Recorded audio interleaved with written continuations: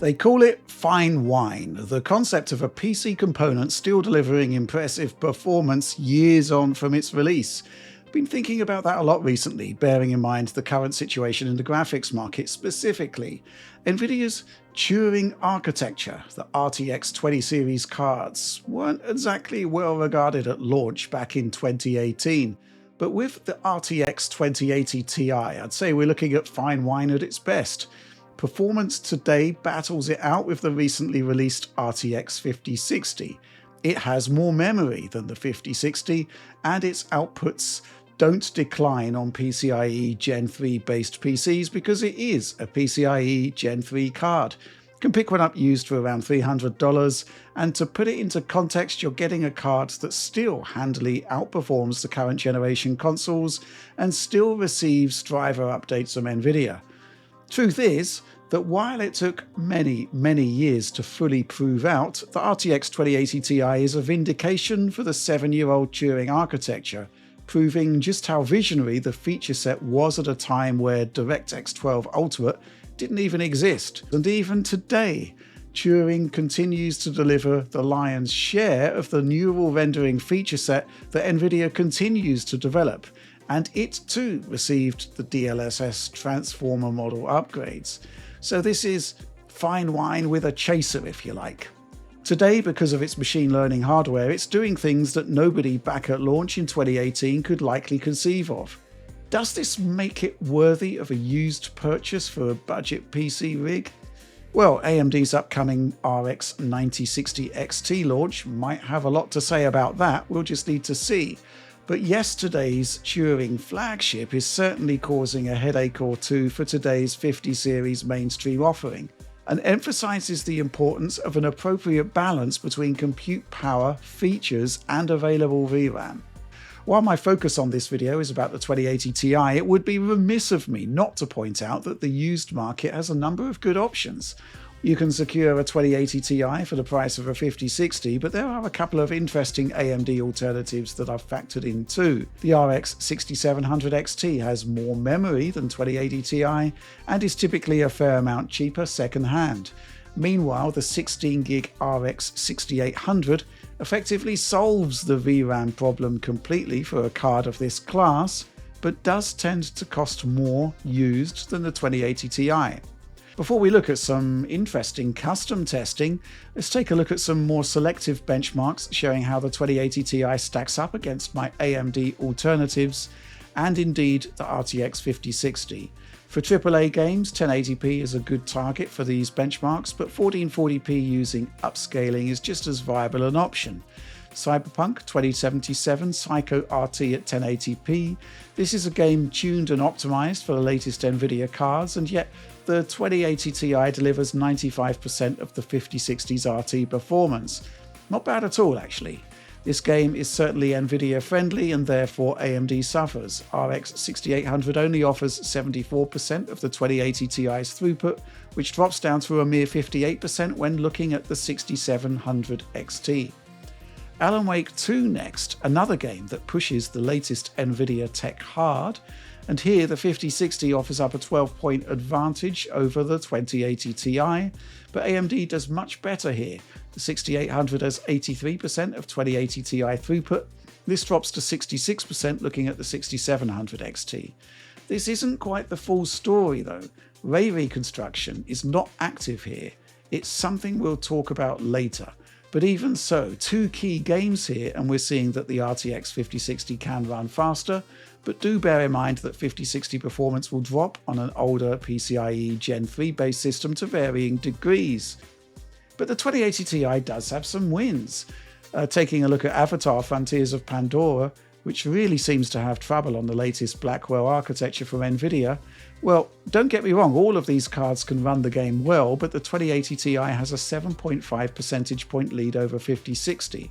But it's fascinating to see that across the whole bench, the RX 6800 is actually fastest with a 2-point lead over 2080 Ti. That corresponds to decent 6700 XT performance too. It has 83% of 2080 Ti's output. Hitman World of Assassination. Very close results here between 2080 Ti and 5060. Again though, 6800 is bested by the 2080 Ti.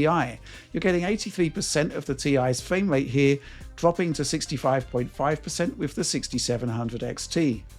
But A Plague Tale Requiem truly is fascinating, and I'm pretty sure we're seeing the impact of the 5060's 8 gigs of VRAM in this scenario, or possibly memory bandwidth.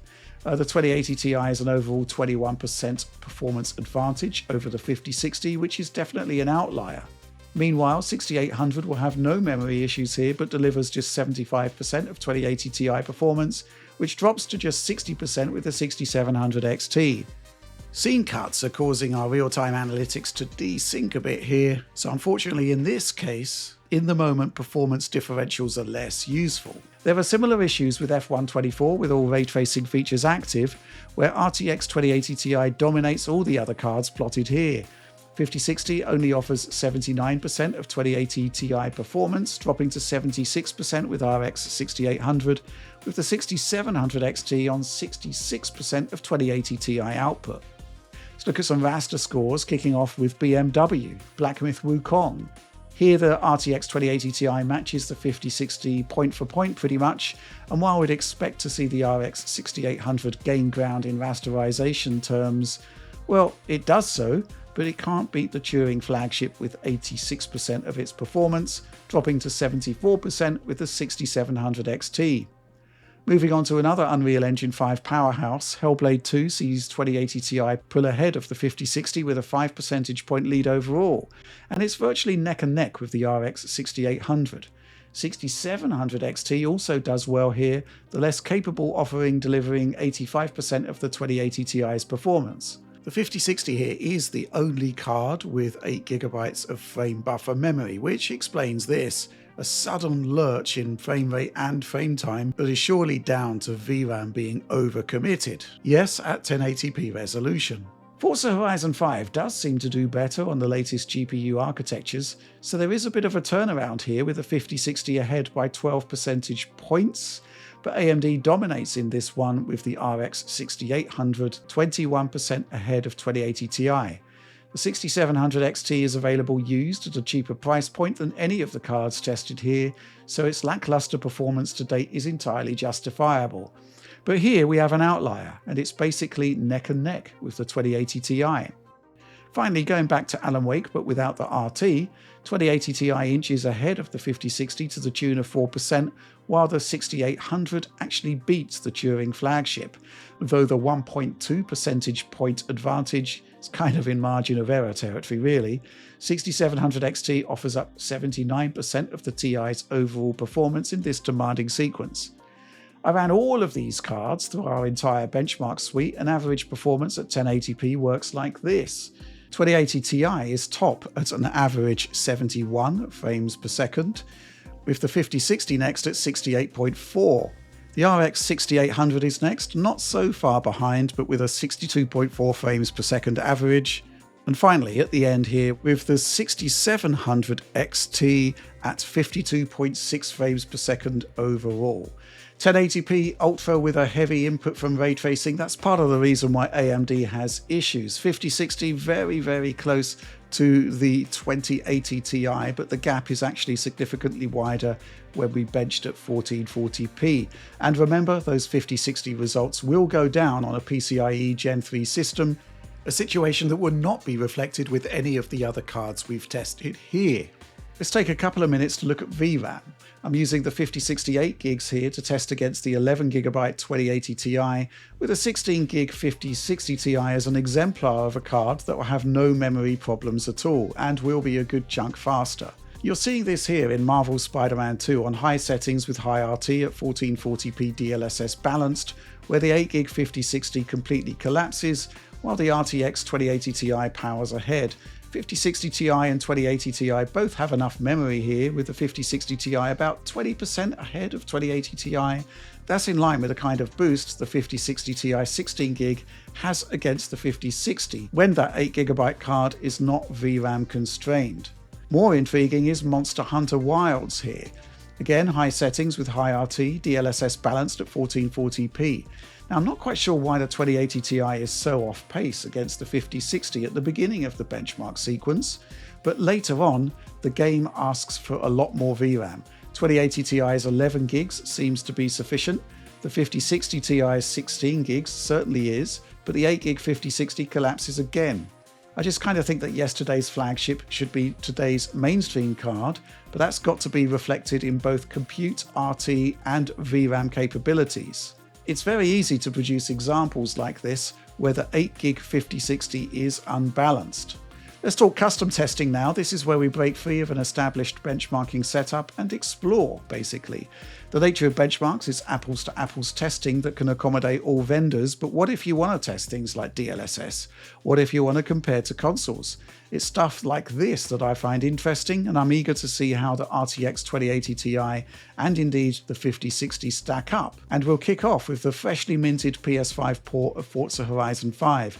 Back in the day, Playground Games gave us Xbox Series X equivalent settings for PC, and as they're essentially identical on PS5, here we go. In this visualization, 2080 Ti is still delivering 4K 60 at console equivalent settings, and doing it with effective parity with the RTX 5060. PS5 has a 60 FPS VSync cap here, so we don't see its full GPU output, but it's 71 to 72 FPS on the RTX cards, with the 5060 having a 1% advantage. Textbook margin of error, all of which means we can turn off 4x MSAA and use Nvidia DLAA, which is pretty nice for an increased image quality boost. This time it's the 2080 Ti with a 1 percentage point advantage over 5060, which again says to me margin of error. We only lose 2 or 3 frames per second in switching over from MSAA to DLAA, which is a trade worth making.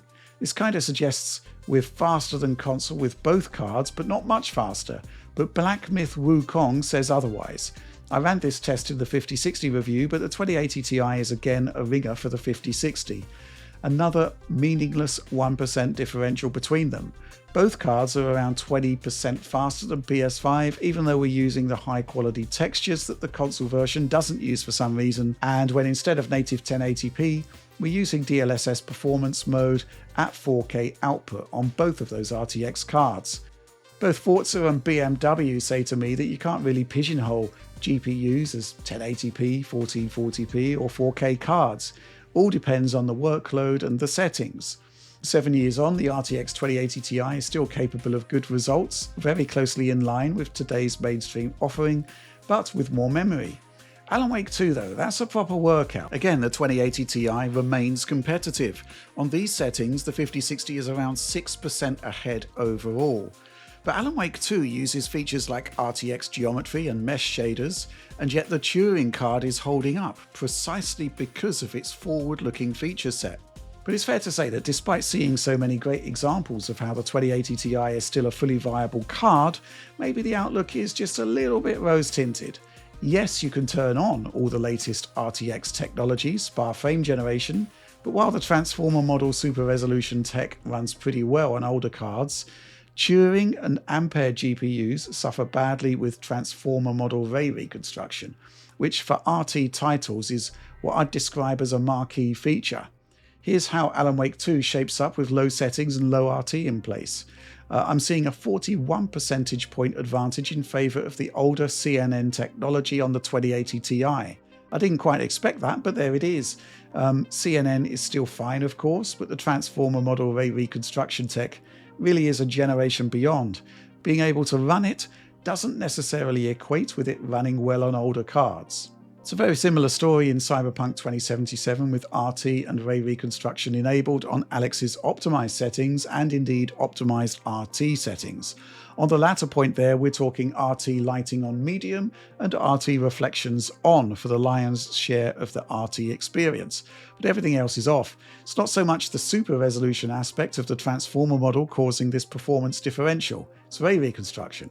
But ultimately, it is a 60% improvement in using the older CNN model here in our city streaming test. Moving across to taxing Phantom Liberty content, it's a 51% performance improvement by not using the transformer model's ray reconstruction. The Blackwell architecture isn't a problem here. The transformer model flies on it. So the question needs to be asked about how well other upcoming future cutting-edge Nvidia ML features will fare on these first-generation RTX cards. We've had an amazing run on Turing, all things being equal, and it will continue to run well, I guess, but there won't be a focus on the latest and greatest features running well on it. And some features may never appear at all.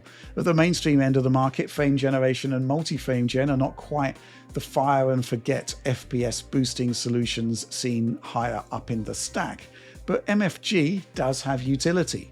Alan Wake 2 here is pretty much one of the worst games in terms of latency stacking up as we move through the MFG factors, and yet I'd say it's still worth having. And carefully tuned, even the 5060 is capable of some pretty decent results here, as you're seeing here with Black Myth Wukong, essentially running on better than PlayStation 5 settings, 4x MFG enabled, and very good latency results there, I'd see. 1440p resolution, DLSS balance mode. And yeah, while gen-on-gen performance gains or other price versus performance gains aren't quite what they were in the past, we've got to remember that the 2080 Ti was a power-hungry top-end GPU, so an area we should address concerns efficiency. Fabrication technology has come on a lot since Turing launched in 2018, and the 2080 Ti's 12nm process is nowhere near as efficient as today's 4nm, as used in Ada Lovelace and Blackwell GPUs, RTX 40 series and 50 series. The 2080 Ti has an astonishingly large 775 square millimeter die size up against the mere 181 square millimeters on the 5060. What this means to you is that power draw from the older card can be up to twice as much, sometimes even higher, which in turn means that a larger cooler is needed for quiet operation. And if you are thinking of buying a used 2080 Ti, while I benched the Founders Edition card, a third-party alternative with a giant heatsink and 3 fans will likely give better overall results.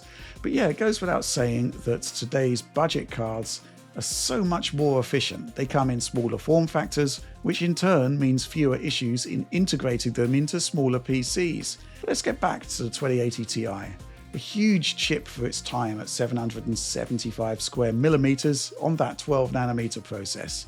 In terms of area, the closest we have in today's terms is the RTX 5090, which measures in at 750 square millimeters. Apples to apples on demanding RT workloads at native 4K, we're looking at anything from a 3.5 times performance increase from 5090 over 2080 Ti in games that don't run as fast as expected on Blackwell.